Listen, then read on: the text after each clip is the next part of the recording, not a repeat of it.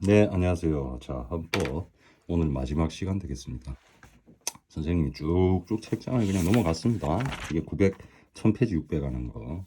다른 책은 뭐 1500페이지, 2000페이지짜리 있는데 선생님은 키포인트, 시험 출제 가능하고 현실에 적용되거나 되었거나 될 가능성이 큰 그런 이슈 쟁점으로 가고 있습니다. 자, 오늘 평등권하고 그다음에 헌법재판소의 심판하고 마치겠습니다.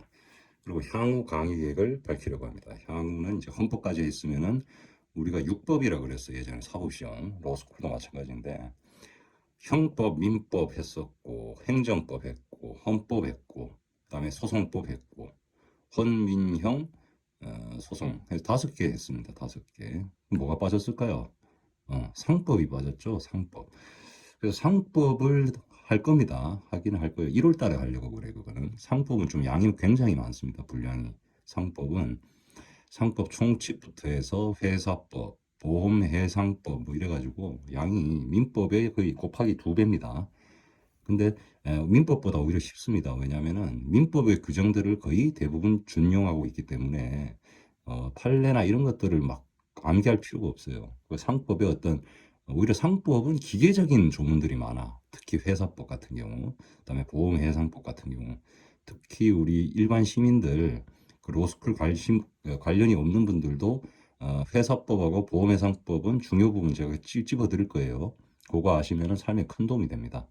자, 평등권 들어갑니다. 우리 평등은 우리 헌법재판소에서 합리적, 비례적 평등, 차별, 상대적 평등이라는 표현 써. 절대적 평등, 공산주의, 북한, 공산주의, 옛 쿠바, n분의 1이 아닌 같은 것은 다르고 같은 것은 같게 다른 것은 다르게 하라. 이렇게 그대로 표현합니다. 이거 외우셔야 돼. 우리는 이거를 자의금지 이런 표현 씁니다. 우리 헌법재판소. 합리성 또는 자의금지 이런 말 써. 뭐라고? 순우리말로 같은 것은 같고 다른 것은 다르게. 같은 것을 다르게 하고 다른 것을 같게 하면 공산주의입니다. 이해하셨죠? 그래서 이런 게 있어. 우리 평등권에서 주요 이슈들 중에 가장 큰 것은 우리 헌법상 차별을 허용한 게 있어. 우대를 해준단 말이야. 특전을 준다 그럽니다. 예를 들어서 뭐 전직 대통령에 대한 예우. 물론 우리 대통령들은 암울한 역사를 가져서 예우를 잘 못 받는 분 계시죠. 나 누구라고 이야기 안 해. 또 명예훼손이라고 폄하할까 봐. 전직 대통령에 대한 예우. 근데 우리 헌법재판소의 판례가 중에 어떤 게 있었냐면 전몰 군경자라는 거 있어요. 국가유공자인데 돌아가셨어, 아버지가. 그래서 국가유공자의 자손이 된 거지, 또는 배우자야. 그런 분들한테 어떤 혜택이 주는 거는 그 헌법상 우대를 해주는 겁니다. 왜냐면 훌륭하신 분들이잖아. 예를 들어서 독립을 위해서 했다. 그 다음에 베트남 참전하셨다. 저희 아버님께서도 베트남 참전 육군 대위셨어요. 법무관이셨고 판사 생활하셨고 훌륭한 분입니다. 저는 거기에 비하면 세 발의 피인데 참 부끄럽습니다만 뭐 열심히 살기로 했어요. 그런 분들에 대한 자손 또는 배우자에 대한 예우는 헌법이 인정하는 거다. 다른 거는 다르게 해야 된다는 겁니다. 합리적 차별. 그러나 살아 계셨어. 돌아가신 분인 경우는 그 유족자들한테 혜택을 주는 건 맞단 말이지. 근데 그 국가유공자께서 살아 계실 수 있죠. 살아 계셨다는 거는 상해 군인이거나 이런 분들이죠. 다치셨거나 그런 분들은 이미 혜택을 받고 계시잖아. 살아 계신 분들이. 돌아가셨을 때 후대에 혜택을 주겠다는 뜻이지. 국가유공자께서 살아계신데 살아계신 분만 드리면 되지 그분의 자손 배우자까지 주면은 그거는 차별이라는 거죠. 그건 허용되지 않는다는 게 우리 헌법재판소의 확고한 견해입니다. 끝났어요. 평등권은 그 정도 정리하면 됩니다. 자, 오늘의 하이라이트 헌법재판소의 심판에 들어가겠습니다. 우리 재판소의 심판은 5가지로 해서 크게 5가지인데 앞에 헌법재판소 심판 중에 위헌법률 심판이 있고, 그죠? 잘 각도는 못 맞춘다. 그다음에 권한쟁의 심판한제가 스키핑 말이 떠떠떠떠르냐? 스키핑 한다고 말씀드렸어. 근데 위헌법률 심판은 제가 한 가지만 설명드릴게요. 위헌법률 심판 중에 우리 헌법재판소가 법률로 규정하지 않는 변형 형태의 재판이 있어. 그게 뭐냐? 한정위헌이라는 게 있어. 한정 합헌도 있지만 한정위헌이 더 문제돼. 뭐냐? 이렇게 해석하는 한 또는 해석하지 않는 한 위헌입니다. 그래서 해석의 폭을 운신의 폭을 줄입니다. 특히 누구? 법원. 그래서 헌법재판소와 대법원이 한판 승부를 벌입니다. 누가 최고 법원이냐인 거지. 대부분은 헌법재판소가 기속력을 구성하는 기속력이라는 걸 인정하죠. 국가기관, 기타 법원까지 구속한다는 게 헌법재판소 법률에 있어. 헌법에도 있고. 그거 받아들이지 못하겠다는 거야. 왜? 사법부의 최고부야, 대법원은. 근데 헌법재판소는 뭔 소리예요? 응? 대법원도 국민의 권리를 침해할 수 있는 재판을 내릴 수 있단 말이야. 그때는 과감하게 내칠 수 있어.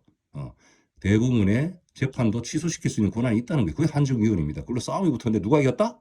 헌법재판소가 이겼습니다. 근데 대법원은 아직도 부르르 떨죠. 제 개인적인 견해는 그렇습니다. 헌법재판소와 대법원은 싸움의 관계가 아니야. 자리 싸움 누가 최고다 그런 관계가 아니라 기관 자체가 별개의 세계에 있어. 대법원은 사법부의 최고가 맞아요. 근데 헌법재판소는 사법부가 아닙니다. 헌법기관이고 특별기관이지 사법부가 아니에요. 법원이 아니에요. 헌법재판소 재판 보면 두리뭉실하잖아. 구체적 사건인 경우는 헌법소원밖에 없어요. 나머지는 두리뭉실해. 정치하고 비슷하고. 그리고 헌법재판소 재판관은 대통령이 거의 권한을 가지죠. 임명권. 그럼 뭐 어때? 솔직하게 말씀드릴게요. 저 폄하하는 거 아닙니다. 헌법재판소 재판관님들. 약간 정치인 기질이 있어. 약간 정치 색채가 있고 좌우가 조금 있었어. 뭐 넘어가고. 자, 권한쟁의 심판 설명드릴 거 별 거 없어요. 국가기관 간의 싸움이 펼쳐졌을 때 누구를 손을 들어주냐의 문제야. 자, 헌법소원 심판과 오늘 10분 맞춰야 돼. 바쁘다.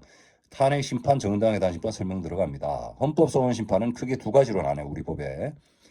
권리구제형 헌법심판이라 해서 헌마로 시작합니다. 그래서 이거는 기본권이 침해당했을 때 우리 국민 개개인이 기본권의 주체인 국민 개개인이 청구하는 걸 헌법소원심판, 헌마라고 부릅니다. 끝났고 그다음에 헌법소원 중에 위헌소원이라는 게 있어. 위헌소원이 뭐냐?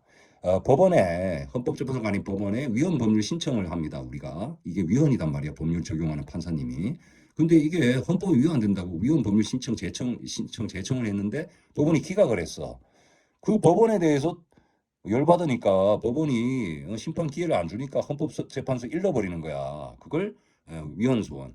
이것 때문에 또 저 법원하고 또 헌법재판소하고 사이가 안 좋습니다. 근데 누가 이겼다? 일단은 이래저는 헌법재판소입니다. 이제 싸우면 안 돼요. 둘이 저 착하게 지내야지. 자. 자, 그래서 헌법소원 심판의 핵심은 그거야.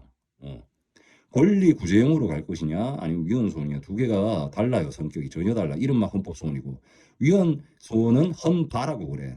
우리가 이제 사건 번호에 우리 형사소송법에도 이야기했죠. 형제 뭐 이렇게 시작한다 했잖아. 검찰 송치 사건. 헌마 이러면 헌법소원 권리구제형. 헌바 이러면은 위헌소원. 딱딱 나와야 됩니다. 끝났고. 자, 탄핵 심판 갑니다. 탄핵 심판과 정당 예산 심판을 왜 묶어서 설명들 하시냐 교수님들이. 재판의 구성원 수가 같기 때문이에요. 절차는 다르지만 성격도 다르지만 재판을 열 때 필요한 재판관 숫자와 그다음에 결정할 때 숫자가 같다. 어떻게 같냐?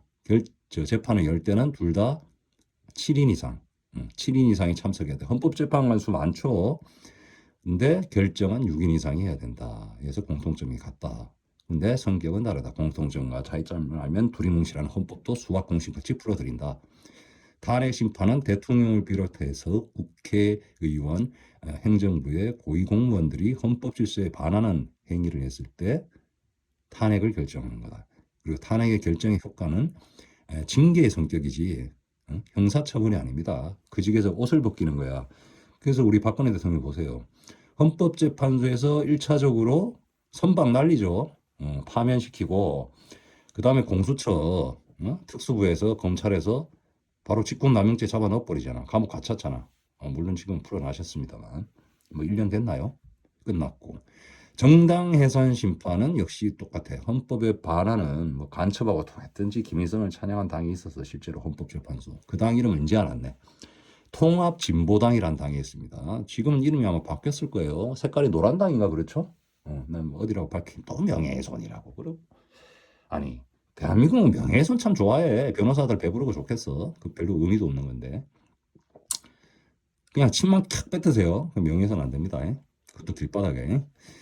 자, 정당 해산 심판도 요건이 똑같다 그랬어. 근데 실제 통합진보당 사건이 있었어요. 그 어떤 당이냐면 대놓고 당 대표란 사람이 김일성 찬양하고 그다음에 북한하고 뭐 내부 거래한 흔적도 있었대. 뭐 구체적으로 잘 뭐 알고 싶지도 않고. 그래서 정당 해산 결정을 내립니다. 그렇게 되면은 정당 해산 결정을 내리면 그 소속 의원직은 자동 상실되도록 규정되어 있어요. 그게 맞잖아. 아닌가? 정당 해산시키고 의원직은 남겨두면 그게 의미가 있어요? 뿌리를 뽑아야 되잖아. 우리 한자성으로 뭐랍니까? 발본세원이라 발본세원. 자, 헌법 끝났는데 조금 아쉽긴 합니다, 선생님이. 선생님이 썰을 풀어서 뭐 한 두세 번 더 하고 싶은데 이게 또 이런 게 있잖아. 우리 시험 준비생들은 요점이 중요하고 엑기스가 중요하지. 널찍하게 1시간, 2시간 보통 그렇게 강의하시더라고. 저기 유튜브 보니까. 아니 잠 와요. 잠 오고 그냥 스팸 처리하고 싶잖아. 임팩트 있고 짧으지만 어? 귀에 쏙쏙 들어오면 좋지 않나? 나만 그런가? 자, 수고하셨습니다. 다음 시간 또 기대해 주세요. 안녕.